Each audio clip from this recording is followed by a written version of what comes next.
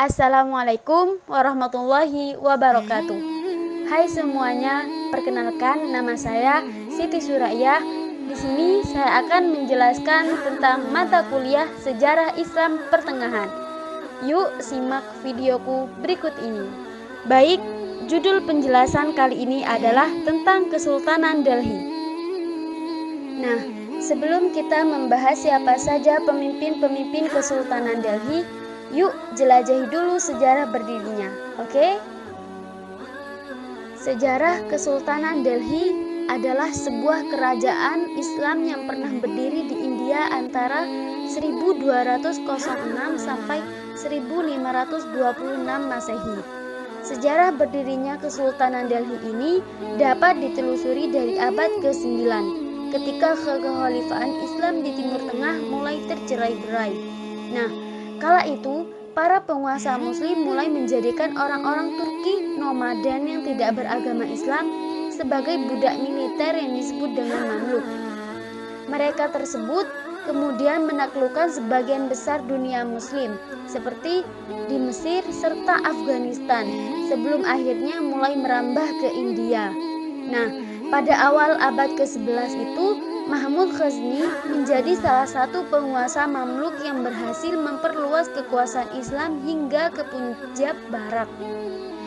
Lanjut, upaya penaklukan itu terus berlanjut hingga kemunculan Muhammad Ghori yang bertekad mendirikan kerajaan Islam.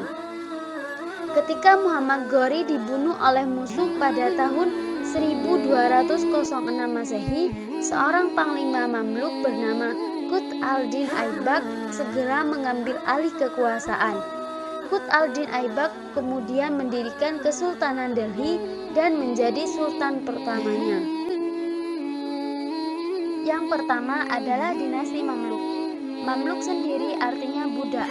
Nah, perlu kalian tahu bahwa dalam perkembangan inilah para Mamluk Muslim banyak yang bangkit menjadi penguasa. Oke, inilah foto-foto pemimpin yang terkenal atau termasyhur dalam perkembangan dinasti Mamluk. Baik, untuk penjelasan pertama ialah tentang dinasti Mamluk pada tahun 1206 sampai 1290 Masehi. Setelah Muhammad Ghori meninggal karena tidak punya anak laki-laki dan tidak ada yang menguasai Delhi dari Ghur, di samping itu Ghori member Letter of Manumission merdeka dari perbudakan kepada bekas budak dan panglima satu perangnya, yaitu Qutbuddin Aibak. Maka naiklah Aibak menjadi pengganti Ghori dengan gelar Sultan I pada tahun 1206 Masehi. Dinasti yang pertama Aibak dirikan disebut dengan awal kekuasaan Turki di India. Nah, setelah Aibak wafat, putranya Aram Shah menjadi sultan kedua. Namun karena tidak cakap dan tidak mempunyai kemampuan sama sekali dalam urusan negara, maka pembesar istana mengangkat menantu Aibak, yaitu Al-Tamasi atau Iltutmis pada tahun 1211 sampai 1236. Dia seorang raja Islam yang besar, pandai mengatur negara dan berjasa bagi negaranya dalam hal perluasan kekuasaan Islam ke sebelah utara Malawa, serta menyelamatkan negerinya dari serangan Mongol. Sebelum wafat, Iltutmis menunjuk putrinya, Razia, sebagai pengganti dengan alasan semua anak laki-lakinya tidak ada yang mampu. Namun para pembesar istana yang keberatan dengan sultan perempuan mengangkat saudaranya Rukunuddin Firuz dan ternyata ia tidak mampu, maka Razia II diangkat kembali. Nah, dalam sejarah Islam, Sultanah Razia merupakan perempuan pertama yang berkuasa. Pada tahun 1240 terjadi pemberontakan di mana-mana yang menolak sultan perempuan, yang pada akhirnya Razia jatuh dari kekuasaan dan diganti oleh Bahram Shah, putra dari Iltutmis. Namun sama halnya dengan Rukunuddin, ia pun tak mampu memimpin, kemudian digantikan oleh pamannya yaitu Nasiruddin Mahmud sebagai sultan. Nasiruddin adalah sultan yang saleh dan paling baik pribadinya di antara penguasa-penguasa abad 13 Masehi. Ia digantikan oleh Balban. Dia pun berjasa dalam menahan serangan bangsa Mongol yang kedua ke India. Berkat jasanya itu, dia diakui sebagai penguasa dengan memakai gelar Sultan pada tahun 1266 sampai 1287 Masehi. Nah, inilah peta wilayah dinasti Mamluk. Kita dapat melihat daerah mana saja yang menjadi daerah kekuasaan dinasti tersebut. Oke teman-teman, kita lanjut untuk pembahasan selanjutnya ya.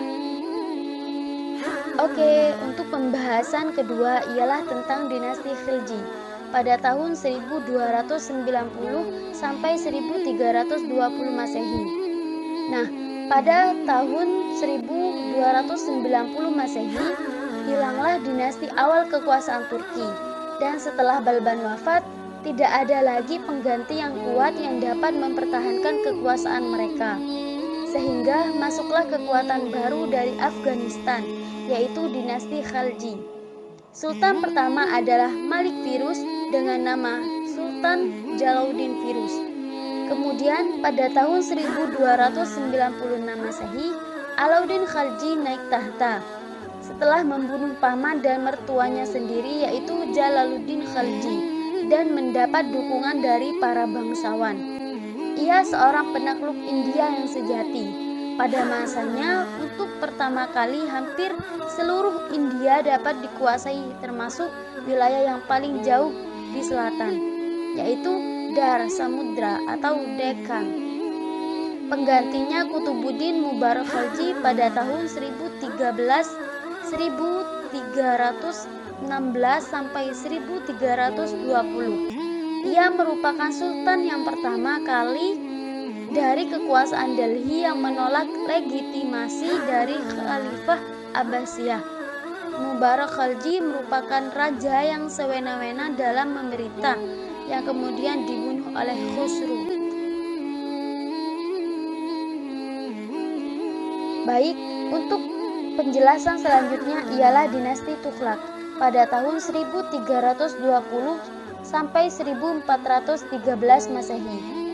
Nah, pada tahun 1320 Masehi, dinasti Tughlaq didirikan oleh Ghazi Malik dengan gelar Ghiyasuddin Tughlaq setelah membunuh Khusru dan pengikutnya. Beberapa wilayah dikuasainya, antara lain Bidar dan Warangal pada tahun 1323, Bangla pada tahun 1324 Masehi. Pada tahun 1325, Ghazi Malik meninggal dunia dan digantikan oleh Juan Khan dengan gelar Muhammad Ibnu Tughlaq. Ada beberapa catatan penting mengenai Muhammad Ibnu Tughlaq, yaitu sultan yang terkenal tidak konsisten dalam memutuskan dekret sehingga rakyat India, baik yang beragama Islam maupun Hindu, tidak tahan lama lagi. Banyak yang menyatakan merdeka. Pada tahun 1351 Masehi, Muhammad Ibnu Tughlaq wafat dan digantikan oleh Firuz Shah. Selama kepemimpinannya tidak terjadi peperangan serius dan penaklukan besar. Setelah kematian Firuz Shah pada tahun 1388, penggantinya tidak ada yang mampu. Nasiruddin Muhammad Tughlaq adalah orang yang terakhir dalam dinasti Tughlaq itu.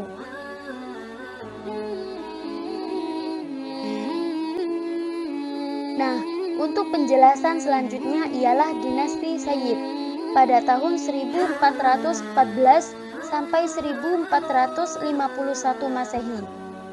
Setelah Khiz Khan berhasil menguasai Delhi, ia mengangkat dirinya sebagai sultan. Ia seorang yang berani dan sangat mampu dalam urusan pemerintahan. Khiz Khan wafat pada tahun 1421 Masehi, yang kemudian digantikan oleh Mubarak Shah. Namun ia terbunuh pada tahun 1434 Masehi oleh seorang bangsawan bernama Sadrul Mulk. Keponakan Mubarak Shah, Muhammad Shah naik tahta. Ia membalas kematian pamannya dengan menangkap dan membunuh Sadrul Mulk tersebut. Muhammad Syah memimpin selama 12 tahun yang kemudian digantikan oleh anaknya Alauddin Alam Shah yang merupakan raja terakhir dan terlemah dalam dinasti Sayyid tersebut. Oke, pembahasan terakhir ialah dinasti Lodi pada tahun 1451 sampai 1056 Masehi. Sultan Lodi adalah satu-satunya Sultan Delhi yang berasal dari suku bangsa Patan. Bahlul Lodi naik tahta pada tahun 1451. Aksinya yang menonjol adalah penaklukan Jaunpur. Ia berkuasa selama 38 tahun dan meninggal pada tahun 1389 Masehi. Lanjut, Nizam Khan, putra kedua Lodi yang menggantikan dengan gelar Sikandar Lodi. Ia seorang administrator ulung. Nizam Khan meninggal pada tahun 1517 Masehi setelah berhasil memimpin selama 28 tahun. Sikandar Lodi merupakan raja yang paling mampu dan paling besar dalam dinasti Lodi. Nah, setelah kematian Sikandar Lodi ini, putranya Ibrahim Lodi naik tahta. Akan tetapi terjadi pemberontakan dari adiknya sendiri, yaitu Jalal Khan. Selama kepemimpinannya, Ibrahim Lodi banyak menangkap dan memenjarakan bangsawan yang menentangnya. Hal inilah yang memacu lebih banyak lagi pemberontakan. Pada tahun 1526 Masehi, Babur menyerang India dan terjadi pertempuran sengit di Panipat di mana Lodi terbunuh dalam pertempuran ini dan kekuasaannya beralih ke tangan Babur yang disebut dengan pendiri dinasti Mughal.